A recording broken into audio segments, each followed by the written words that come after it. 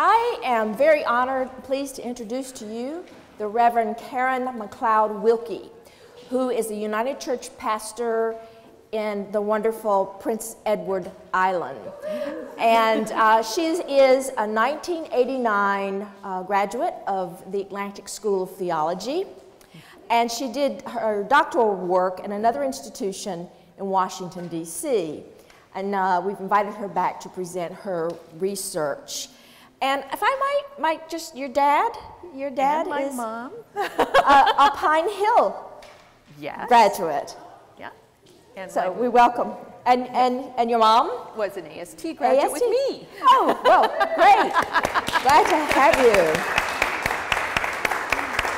And Karen's daughter, Julia, is with us as well, who lives here in Halifax. And my brother. And your brother. Yeah, I got the whole family right. Great. Well, welcome, welcome. So I'm going to turn it over to you, Karen. Thank you. Well, I would like to thank the faculty and the students of AST for being so gracious to allow me to join in their graduate presentation experience. It has been an honor to be here listening to all of their work, and actually it's been highly intimidating. I just think, oh wow, you guys are so polished, you are so good at what you do, and you are a real gift to our church. So it's a real delight to be able to be here and to share with you, and I thank you. I am the first doing this kind of thing, so we're breaking ground here, folks. And a special thank you to Dr. Susan Willock. We got in correspondence, and she was the one who started the conversation in helping this come to be today. We gather to explore in the Doctor of Ministry work that I've been focusing upon over the last 4 years is looking at how a narrative approach can be used for healing stories of crisis. Now, in a lot of situations in our lives, we can hit muddy patches. You've heard some of those in the stories that have been shared in the other presentations today. We end up stumbling and falling because of various challenges we encounter. We might find ourselves sliding in the mud or even plunging headfirst into a murky stream of pain. When I visit and work with people on a regular basis, I hear their myriad stories of loss and crisis. On a Sunday morning, I'm aware of how many who are present and those who aren't present are carrying aching hearts in their lives. And so as I listen to all of those stories and I listen to my own personal experience and the work that I've done with groups, I observe so many times we get stuck. We get stuck retelling those same stories of pain over and over again. And it seems as though we get stuck at the foot of the cross instead of going to the empty tomb and being able to tell a story of hope about our life or our particular situation. And instead, that story of crisis becomes the narrative, our whole way of being in the world and interpreting the rest of our lives. I'd like to begin with a personal story. It is a story about Bobby. Bobby was a World War II veteran. He was a mentor in one of the confirmation classes I was holding, and he shared with us part of his experience when he was in war. He and one of his buddies were going along. They were couriers in war, and as they were going along, they happened to be bombed, and they ended up in a muddy ditch on the side of the road. Very quickly, Bobby realized that his friend was mortally wounded. So Bobby went and he held him, and as he was holding him, the man said to him, "Listen, Bobby," he said, "if you ever get out of this experience of war, make sure you brighten the corner wherever you are." For Bobby, that experience linked back to what he knew in the scriptures and remembered of Jesus speaking to people saying, "You are the light of the world. Let your light so shine before others that they will see God and give glory to God." It also connected to one of his favorite childhood hymns. Jesus bids us shine with a pure, clear light, like a little candle burning in the night.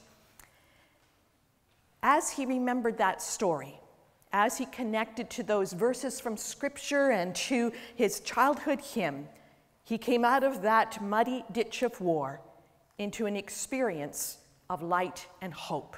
He was able to take that narrative and apply it to his life so that he could get through his experience of war and move on to claim a story of hope that would guide his personal relationships and his community work for the rest of his life. Unlike Bobby, however, many of us don't get to that story of hope. We get stuck in that ditch in the mud, and we keep telling a story that affects us spiritually, physically, emotionally, relationally, in all aspects of our embodied beings. And so this became a matter of concern for me in my ministry, wanting to figure out how do we help people move from that kind of story to a story that leads them to hope, to light, and another way of being in their life and in the world. So my project question was developed. How might a narrative approach combined with healing practices used in a small group setting assist individuals to move through their stories of crisis to transformed stories of their lives? Now, you might say, why a narrative approach? Well, because daily we are a people who tell stories. Invariably, when we sit around the supper table at home, we tell stories about how our day was going.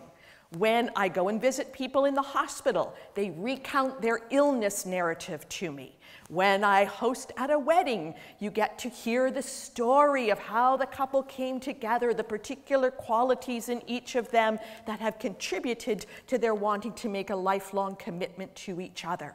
When I go and preach on a Sunday morning, I'm talking about the narrative of scriptures as shared in the Hebrew narratives of the Hebrew scriptures and in Christian communities in the early church.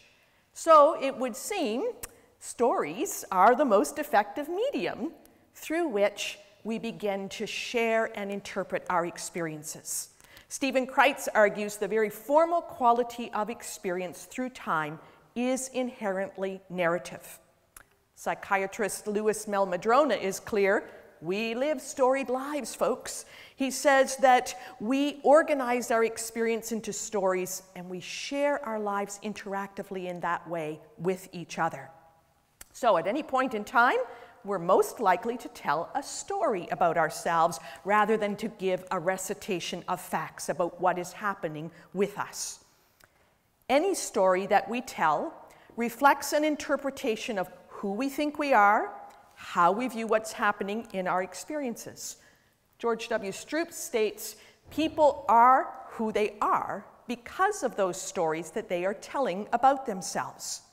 So, the stories that we tell about God, about the world, about sexuality, about smells and scents and worship experiences, all of those stories matter because they help us make sense of the people, the events, and the memories of our lives.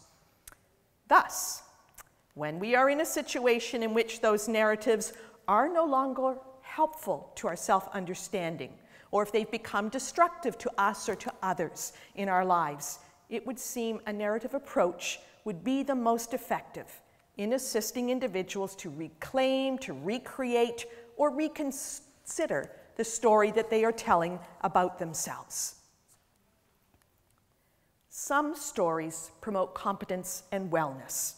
Others constrain, trivialize, disqualify, or otherwise pathologize ourselves, others, and our relationships. And one of the challenges is that we're not just who we are because of what we say about ourselves, but we are deeply affected by the societal, the religious, the familial stories from which we come, and sometimes those are unconscious in the way that we have absorbed them into our very being.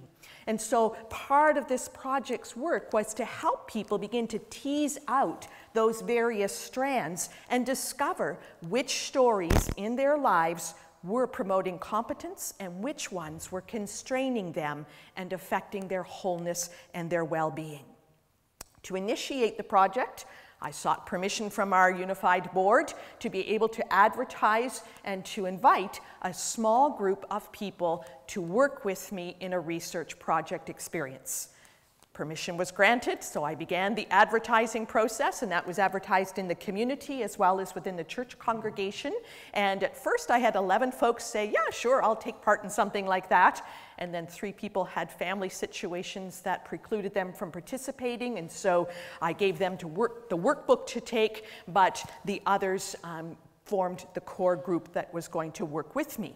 I did develop a workbook that provided the weekly sessions with a background to narrative theology so they would understand kind of the background story from which I was working in offering this experience to them, and that guided them with weekly reflection questions that they would come to our time together having been prepared and spent some time considering their life story. The theological framework from which I was working, the narrative framework I was offering to them, comes from emerging process theology, and that was what was revealed in the workbook and guided our group process together. And if you're not familiar with emerging process theology, and I'm sure all of you are, we looked at God is a God who is revealed in the dynamic, relational, creative nature of life. And so we believe God is revealed in our particular histories as well as in our communal history. And we affirm that our lives matter to God, a God who loves us. We acknowledge that we, just like Jesus, need companions on the journey, and that these people then will guide and help us as we work together to claim new stories of transformation for our lives. The study group, 4 in the group were in the age range of 41 to 50, 2 were 51 to 60 years, 2 were 61 plus. I had 7 females, and yay, 1 male was willing to participate in the experience together. None who came to the group had ever participated in a group that was like this one before. So I asked them, why did you come? And so they identified. Some of them came with a sense of curiosity. What's this going to be like? I want to see what this research is all about. Some came longing for healing. One hoped for it, but didn't expect it was going to happen. Some came expecting some form of change out of this process they were committing to. 2 said they wanted change, but didn't think it was actually going to happen. And 1 said, I'm not coming with any expectations because I don't want to be disappointed. So they were very upfront. Because our physical environment affects us, there was attention given to make sure that there was a sense of beauty and a soothing environment in which we could meet. The room was a very comfortable room with comfy chairs. Some people actually do like hard chairs, so I had to have hard chairs as well as soft ones for people to sit in as we gathered in a circle. The room is small enough so that you felt cozy, but large enough that we had room to move around and we weren't overwhelmed by a small space or overwhelmed by large space. So the attention was paid to that. Soft lighting, we used the lamps on the side for our lighting rather than the overhead lights, because we did one night leave the overheads on, and people noticed that that harsh lighting affected our willingness to share. So sights and all those senses are affected. We also played soft music as people were arriving and as we did journaling experiences and things together. That was our physical environment. In our weekly sessions, prior to our first session, people were asked to write their life story at that moment in time, to describe what they were experiencing, how they felt stuck, just as many details as they could give in their story at that particular moment in time. And so I collected in all those stories and held on to them so that they would be a comparative measure at the end of our journey together. And so that was provided prior to our first session. In the first weekly session, and then also in the second one, we described and affirmed what the worship table symbols meant for us. We practiced being a healing circle, and we shared a weekly personal symbol. The session would open with a time in worship, just very brief candle lighting and prayer appropriate to the night, and then everybody brought a symbol that told us what was happening in their life on that particular week. And part of the journey that was amazing was to see how people's symbols changed over time. The worship table was a plaid cloth. Being a MacLeod, I had to have, and Fraser in my background, I had to have some tartan there. But part of the tartan had significant symbolism for us because, as I described and set up part of the narrative, the story we were telling about being together, was that the cloth in its intersections represented how we were connecting to each other as we met. The red color was a bright color of hope for what we hoped we would accomplish together. The gold thread moving through the cloth represented the mystery of what might unfold in all that we shared in our experiences and our storytelling. We used a candle that was from a previous healing group to remind us that we are a part of an ongoing story of healing, and that we carry forth the healing that they experienced, and we bring that gift to our group as we were meeting. The sacred symbol that we used for our talking time was the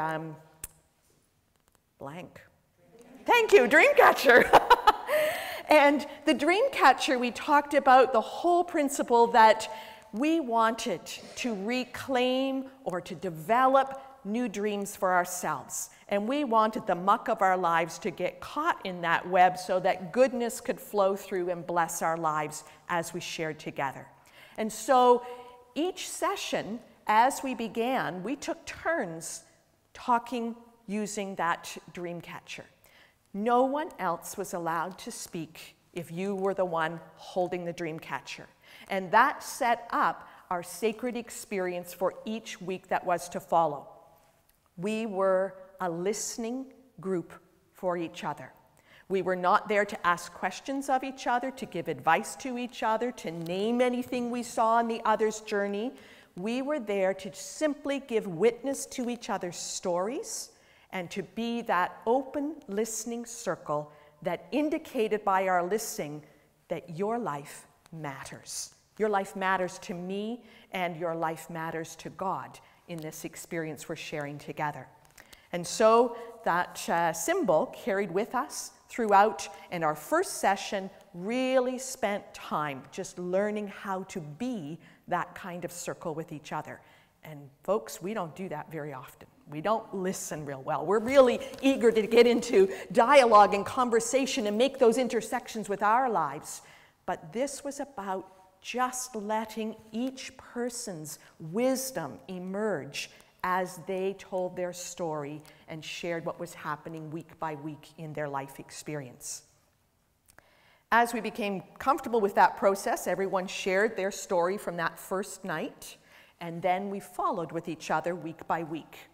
And we learned all of those various things to be a healing circle, and confidentiality was, of course, a key element that needed to be affirmed as we were sharing. Whoops, oh, got too fast. Even though each of our stories is unique in the particularity of how we live out our experience and our particular story, there were common themes that emerged as people shared their stories and where they were stuck. A lot of people identified they were stuck in the past. They were stuck in fear and grief and just could not let go of those things. For some people, they were stuck in exhaustion. One woman wrote in her first story, she said, "I am tired from dealing with death, with illness, and the energy it takes to deal with all the people who depend on me. It leaves me feeling flat sometimes and angry at other times." Another person wrote, "I'm running low on fuel. I don't know how I'm going to get through, what's going to give me the boost I need to help energize my life again." For some people, the crisis was more in the area of their self-understanding. One person wrote, "Niggling in the back of my mind is always that notion that I need to be making a living. I've had 2 or 3 minor health issues, which are likely a signal I should be slowing down a bit, but I haven't learned yet to accept myself as a spiritual, life-giving person who's not working." Another person revealed, "I work in an office environment. I'm not really happy there. I struggle to enjoy my work. I doubt my parenting skills. I'm concerned about choices that I've made or lack of choices I've made in my life, and I fear that at the end of my life, I'm going to feel I've left no mark on the world. Another person shared, I experience a sense of disorientation from myself and others. Sometimes I feel as though life is being lived through me, and I'm not in it. For others, it was learning to live with uncertainty. They wanted to be able to control their lives, their families, and all these other things, and that just doesn't happen in life. And so they said, I want to get out of this rut, stop dwelling on things that I know I have no control over. Family health issues, divorce, death, heavy workloads, all those factors led to some people expressing that my spiritual life with God needs attention. So in a variety of ways, people were stuck in their stories, and they kept telling them over and over. The weekly sessions that helped us begin to move out of some of that muck involved using the healing circle approach in the dream catcher, but in the second session, we focused on sharing our spiritual autobiographies, beginning to look at our life stories and see where were there stories in our past that were constraining us, and where were there alternative threads to our life story that perhaps we had overlooked, ways that God had been present in our lives and we hadn't noticed in the living of those moments. In the third session, we worked on journal writing, and that was a practice that was implemented every session. Some time was given to journal writing, and the journal writing helped us keep reflecting on the particular moment we were in to see if there again were new hopes and possibilities emerging that we weren't paying attention to in the midst of our day-to-day lives.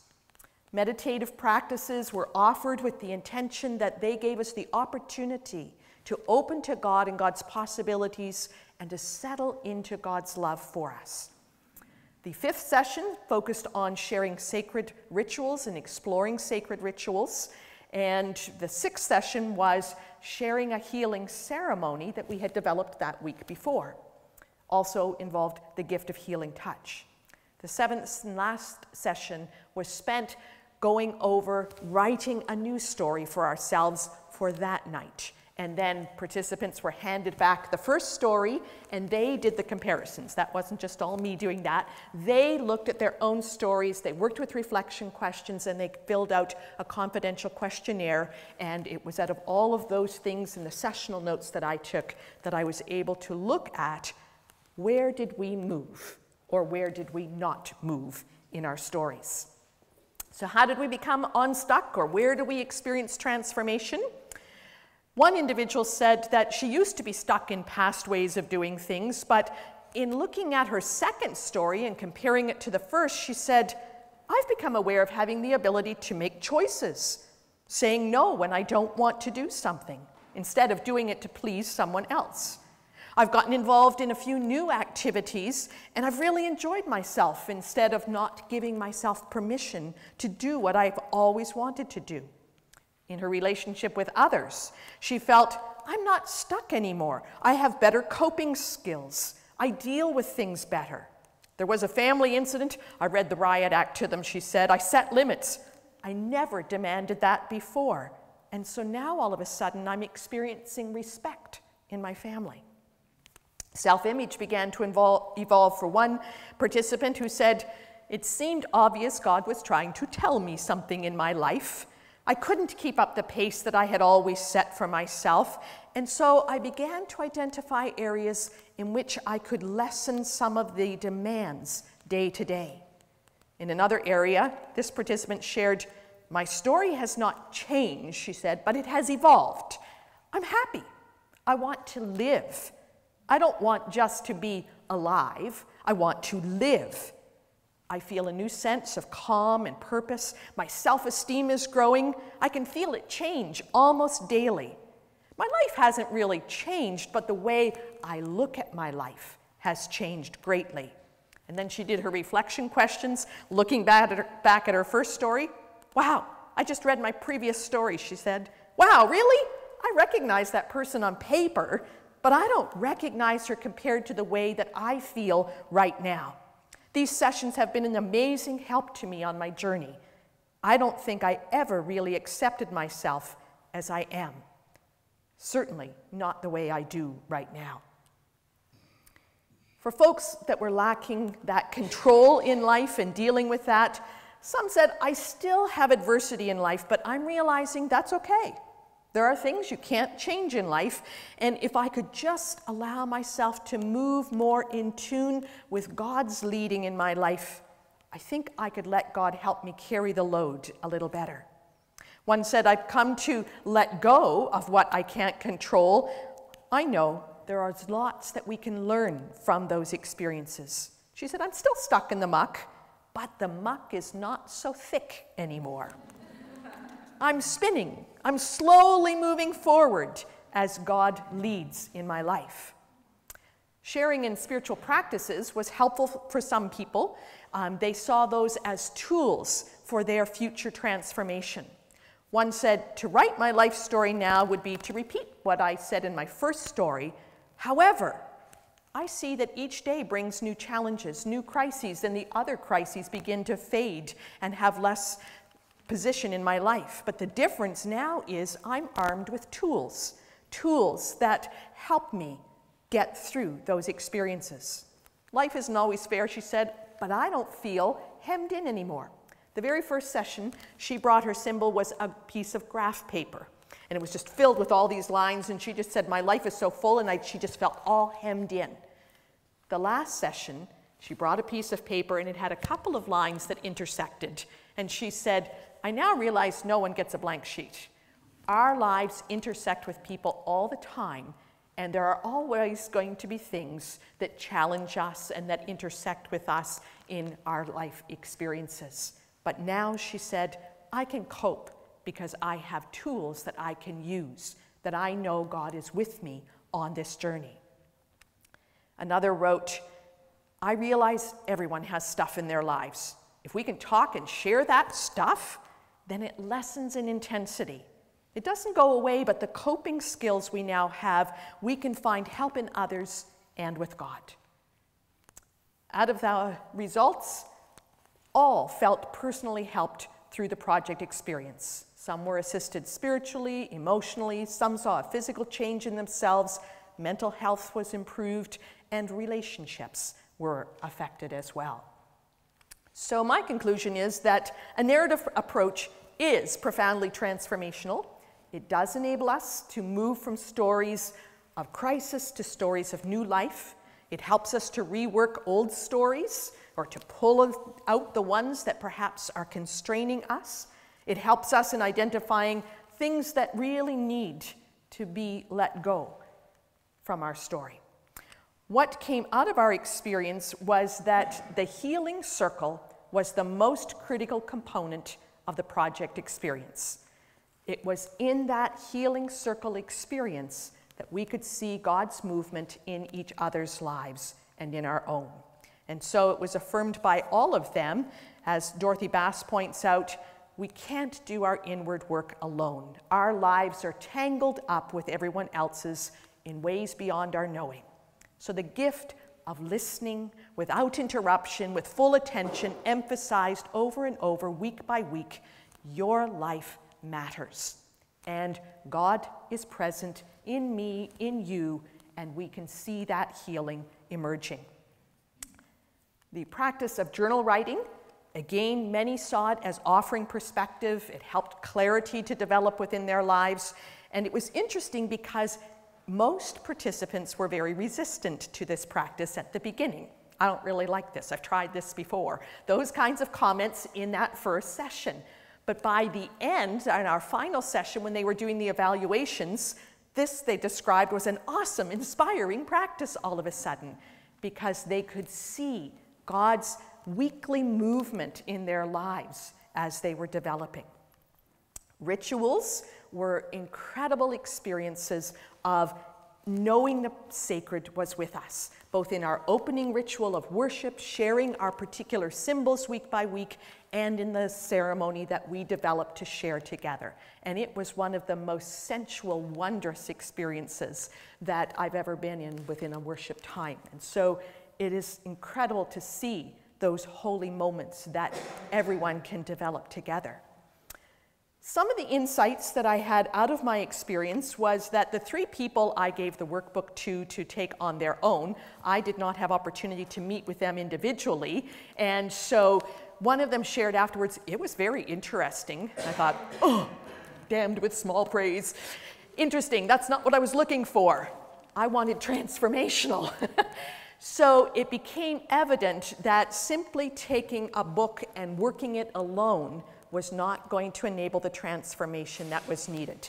It was the healing circle that was transformational in people's experience. 6 people on their evaluation did say the workbook was very significant in both their reading and their understanding and perspective on things, but it was as they shared it together in talking it through and listening to each other's stories that it became alive and meaningful in their experiences. Also, unbeknownst to me, most people in the lay world don't like the word ritual. In fact, I thought it was a beautiful word. So it was a whole chapter in my book was developed to describing ritual, its power, and quoting all these different people on ritual. And I came to that evening session so excited, and they said, I hate that word. It's an awful word. It's a negative word. I said, what? What do you mean? And so it emphasizes for us the power of words and the power of other stories that I was not aware was operating in their lives from culture, that ritual was not a word that worked. And so I had to keep stumbling all through that night trying to say ceremony every time I wanted to say ritual. And so my recommendation would be say sacred ceremony when you're working with someone. If you ever tried this kind of experience with a group, check with your group first, and if ritual or some words are really blocking them, be aware of the story behind the words that you're using in your experiences.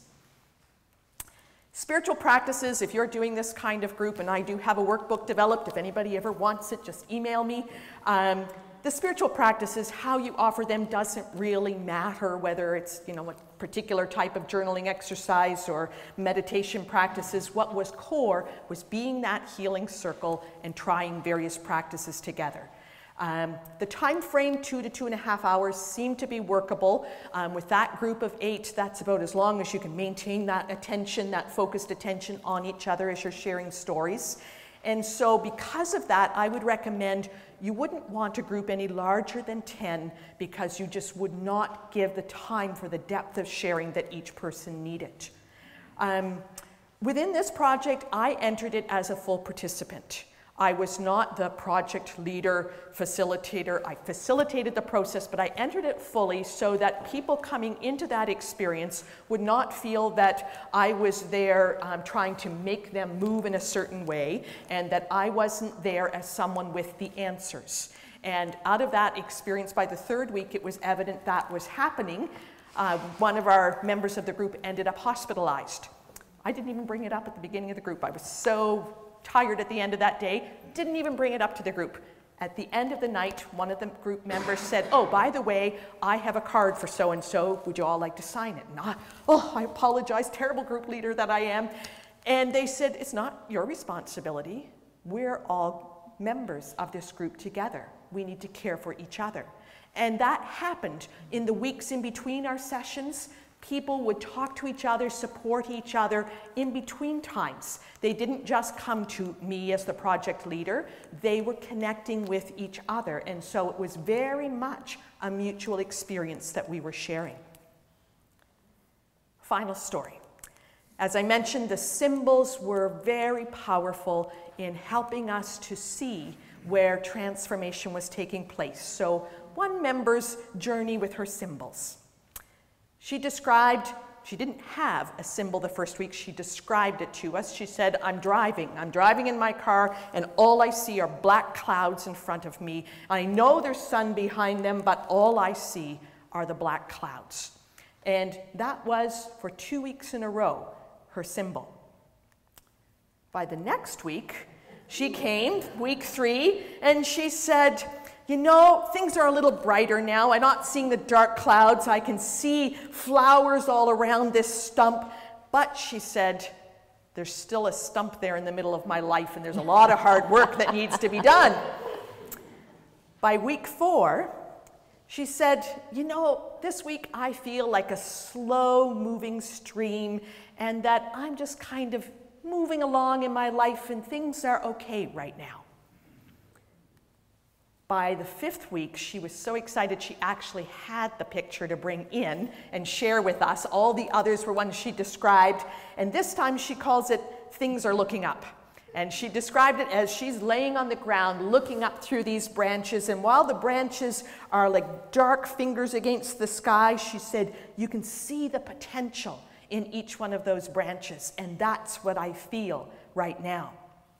The next week, she brought a photo and placed it on our worship table, and it was a photo of her grandmother, her sister, and herself, and she said, my grandmother never laughs, never smiles. But in this photo, she had gotten her grandmother to smile just as the photo was snapped, and she was so excited, and she said, that's me. She said, I'm finding myself giggling unexpectedly now in the midst of my day, and that's how I feel. By our last session together, she came in and her hair was brightly colored, and she said, I want people to see the new me now. She said, 8 weeks ago I had my hair highlighted, nobody noticed. And so she said, I feel a new person, and I want others to see that.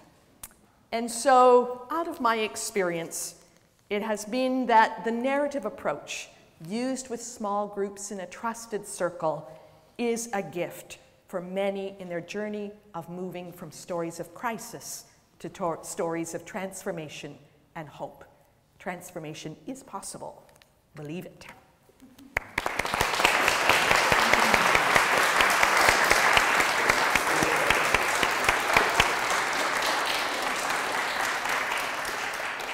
Thank you so much, Karen.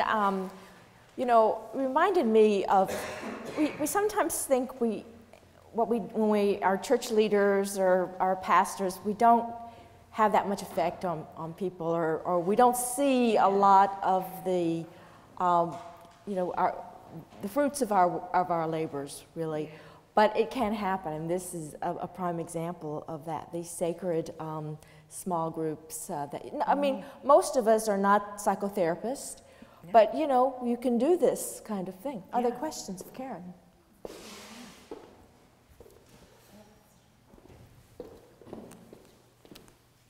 I have a few questions, actually, but first one. Okay.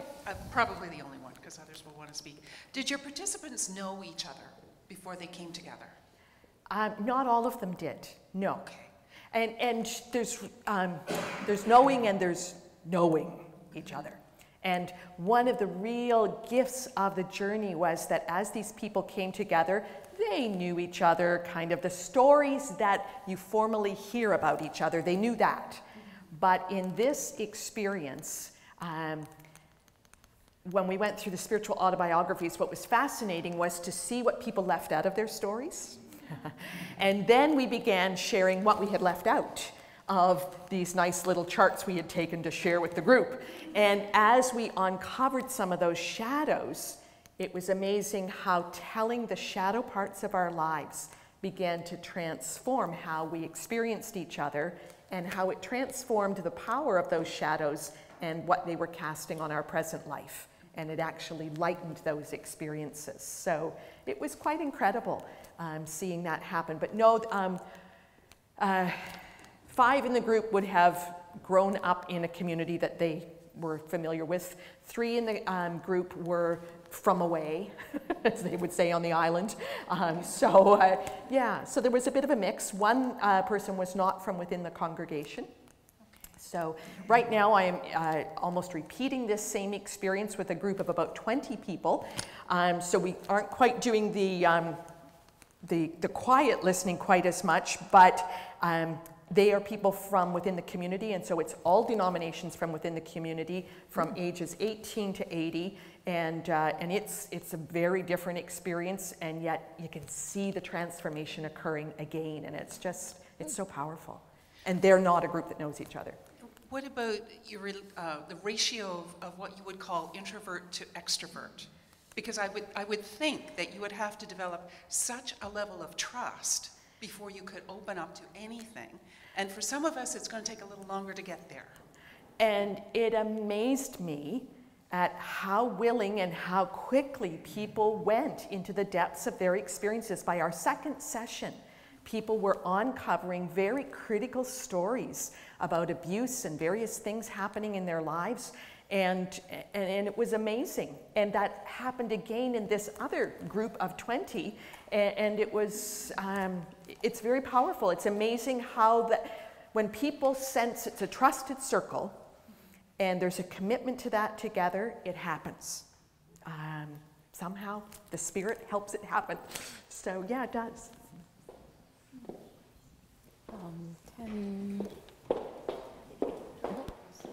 No, it's on. It's on. I'm just interested in, did you decide beforehand, because you did up the booklets and you knew you were going to be the group leader, did you decide beforehand that you would enter into it fully? Yes. You did? Yes, from the very beginning. And, because I also do small group kinds of things, but, so would you share anything, or are you still aware of the fact that there are certain things that you may not share?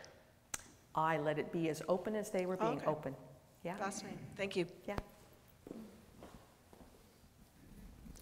So just as a follow up to that question, were there moments of deep like angst and pain and even crying, and then how was that dealt with among the group?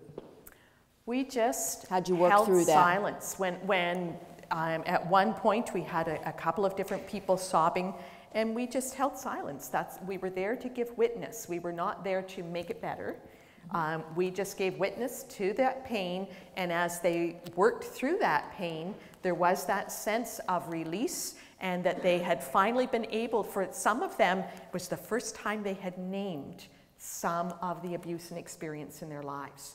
And so it was just like this weight you could see coming off their shoulders.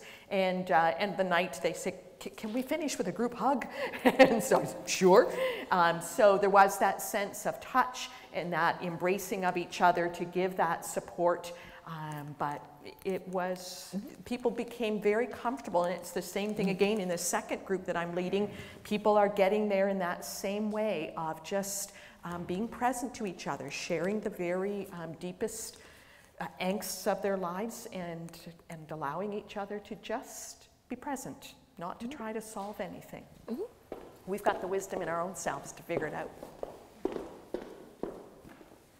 I'm interested in the wrap-up session because I'm wondering if the first group, to be as intimate as you were expressing that it was there any follow-up? Did some of those group members actually develop really intense friendships? Is that continuing on? What was that wrap-up session like, and what happened afterwards? They asked to meet again. So we met monthly through the fall, and but where people weren't committed to being there for the research project, a lot of times we would only have, 5 or 4 of the group that were present, but they really appreciated that, again, just monthly opportunity to come together in a trusted circle to just check in with each other and hold each other on the ongoing journey. And yeah, I still see them on a Sunday morning checking in, although we were very careful that in the confidentiality that it would just, unless we were in a quiet place with someone, we were not on a Sunday morning or in the grocery store going to say, listen, what's happening, we kept that level of confidentiality. Yeah. Thanks, that was great. I have a quick practical question and a maybe deeper one. Okay. It wasn't clear to me whether you had created the workbook yourself. Yep. And are you making it available to others? I can do that, yes. Thank you. The other one has to do with narrative and the end of narrative, which is something that I'm thinking a lot about. This course we're doing today, Penny's nodding because she's in it, is about how McLuhan said we would become post-literate and we would move back into narrative and image and out of discursive thought. And it's really been a powerful thing for us. Mm. But at the same time, I've been aware of how in desert spirituality, the desert mothers and the desert fathers, and in some Eastern spirituality, they have practices to stop narrative. to take us to the place where we go silent, become a desert.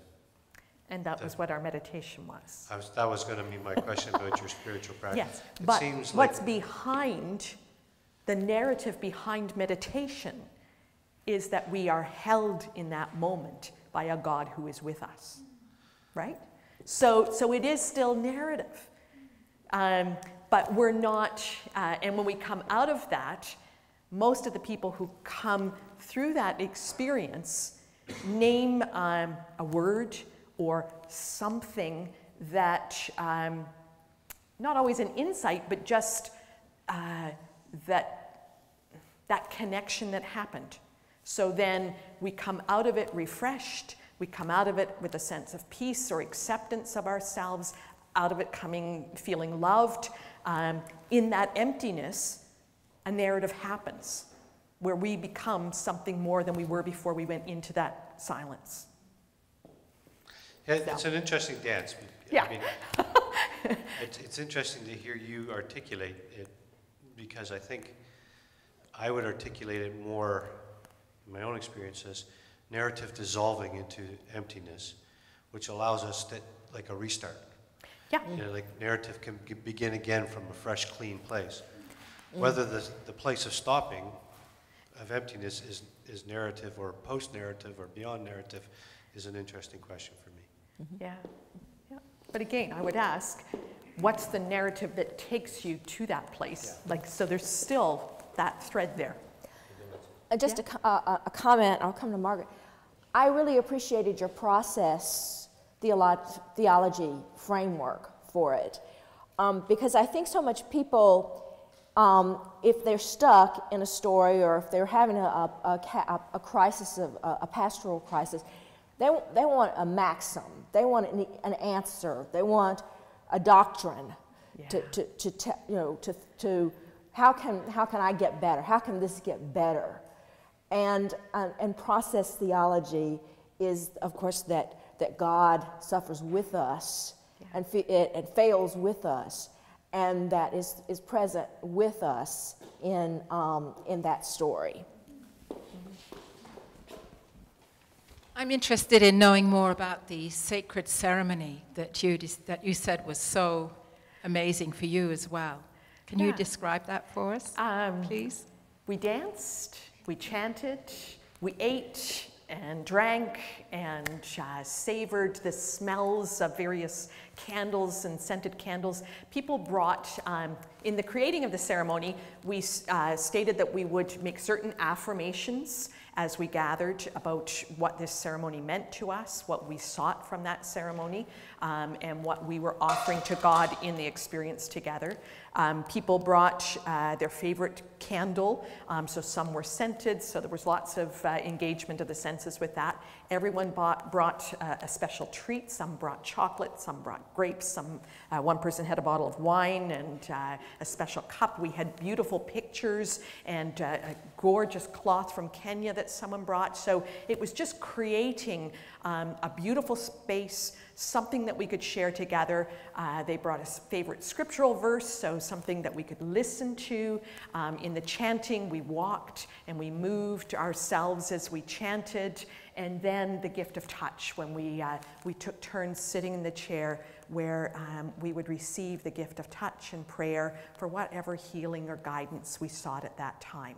And then the blessing with oil and again. So, I mean, it was just a full engagement of everything. And so incredibly powerful.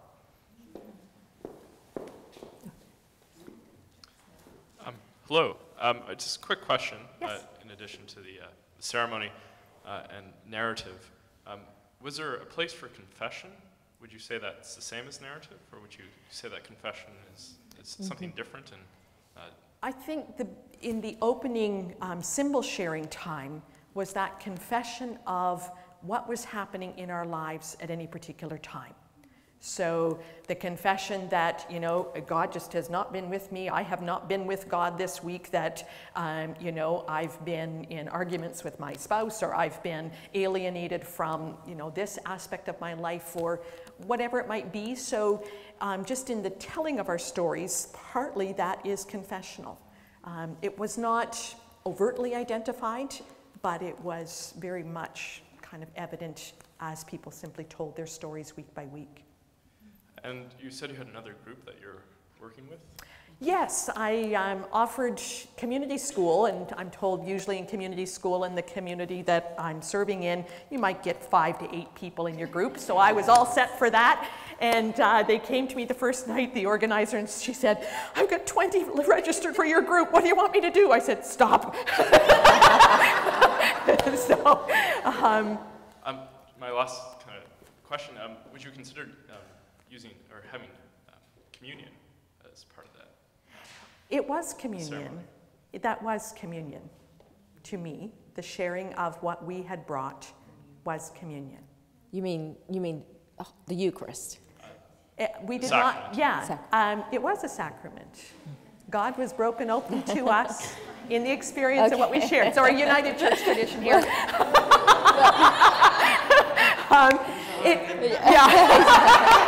So the formal Eucharist was not celebrated, but it was an agape sacramental experience. Was that because it was an ecumenical group, or the choice not to celebrate the Eucharist? Was that because it was a mixed group, or? It was felt that was sufficient. Okay. Yeah. Just a quick one. Yeah. Yeah. John, and then.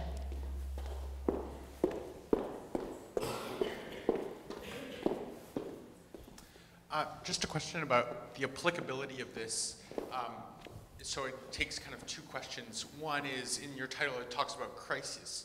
So to what extent does somebody need to be in crisis to be involved in this group? Well, and then the second part of that is it a responsive process? So for example, Krista talked about a congregation where $120,000 is stolen.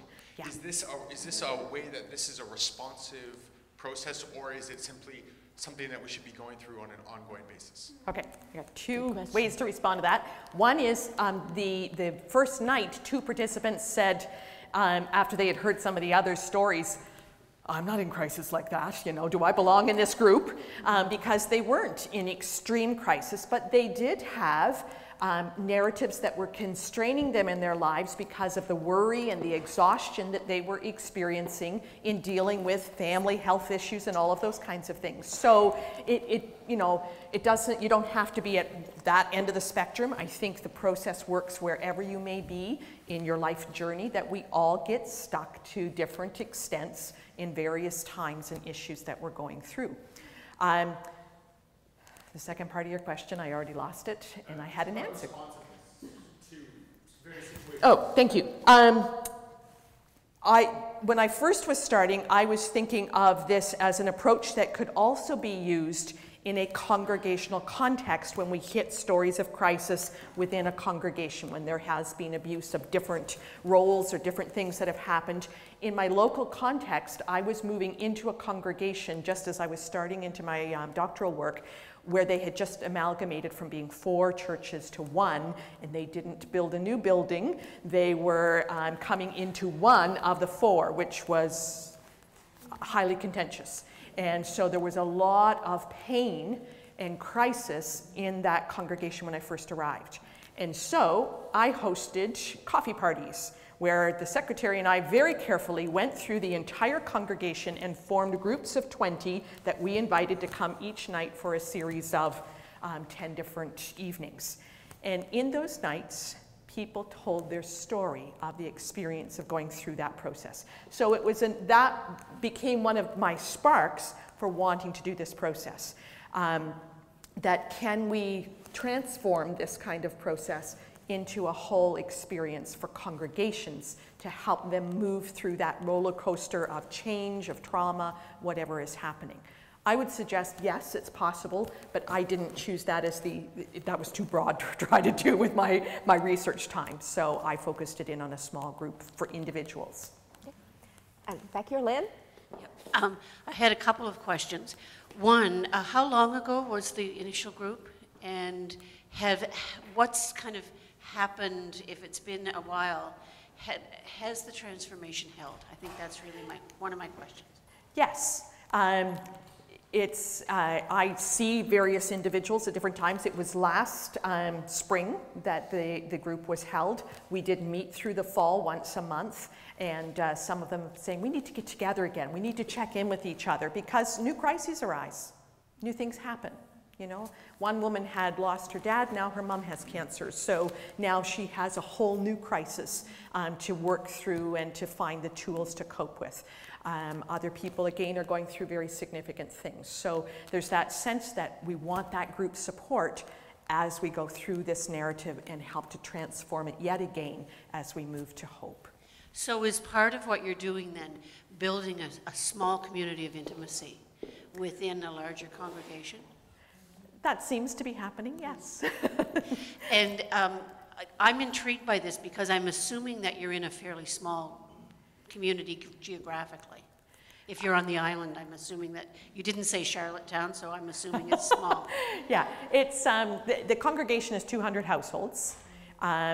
We extend from Albany all the way to Cornwall, pretty well along that shore. Yeah. So it's a fairly broad geographical area, but not high in population. None of the PEI is high in population. But, you know, out of 200 households, and like I said, in the group that I'm now running in community school, I'm dealing with Presbyterians, Baptists, Roman Catholics, and just the whole gamut in the community. So it's a much broader population again. So I would also assume that there's some ripple effect out into the wider community, but it's probably too early to see that. Well, you do. A person from my first group was talking when I was in their presence to a person in the community group, and both of them were talking about their transformational experiences out of each of those groups and how exciting it was to be a part of that kind of process, and they want to see more of that happening. So I'm committed to doing community school again next year. So, yeah. If I can have just one more question, because I think that one of the other things I'm sensing is that it's absolutely critical for the leader of the group to know who he or she is, and to be absolutely authentic. And it could be dynamite in the hands, I mean, badly dynamite in the hands of somebody who didn't know themselves. Or is the workbook and the process, would it stand alone with almost any leader? I don't think anything stands alone. Any of us brings who we are to the process that we carry out. So there would have to be a certain integrity of leadership, whoever is offering and taking the workbook and working with a small group. And certainly in listening to the groups here today, in the presentations today, I would freely give anybody that has offered the workbook. Wonderful stuff. Thanks. Thank you. Unfortunately, we have to stop, but let's get it. Thank you.